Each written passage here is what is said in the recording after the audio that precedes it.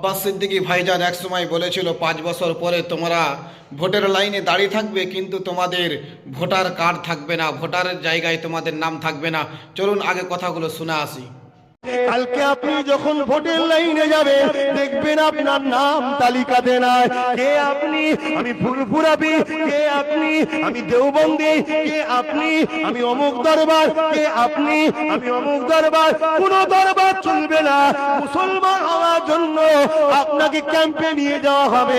আর ওইখানে যে কথাটা শুনলেন অবশ্যই মতামত জানাবেন। তারপরে চলুন শুনে আসা যাক আব্বাস ভাইজান আবারও কি বললেন। চলুন। আজ থেকে 5 বছর আগে বলেছিলাম তোদের নাগরিকত্ব কেড়ে নেবে।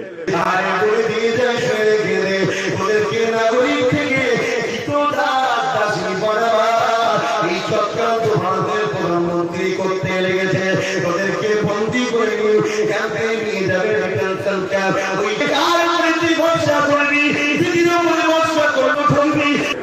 আজকে ঘটছে, খোঁজ করো।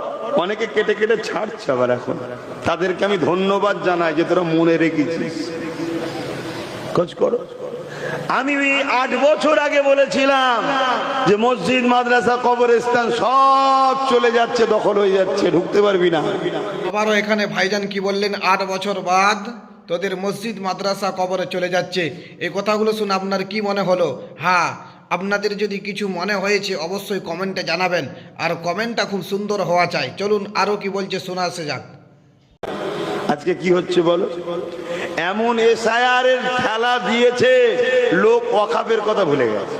অনেক বলেছিলাম আপনাদের ভোটার অধিকার কেড়ে নেওয়া হবে, বলেছি তো নাকি? অবশেষে আমরা কি বুঝতে পারলাম যে আব্বাস সিদ্দিকী ভাইজান যে কথাগুলো বলেছে ওই কথাগুলো একবারই হুবাহুব মিলে গিয়েছে। আর এই কথাগুলো আমাদের অবশ্যই আমল করা দরকার ছিল আগে থেকে, কিন্তু আমরা আমল করি না। তবে হ্যাঁ, এবার থেকে আমল করার চেষ্টা করি আর সকলে পীর বংশর সাথ দিই। চলুন এই ভিডিওটা সব থেকে বেশি বেশি করে শেয়ার করে দিয়ে যাবেন।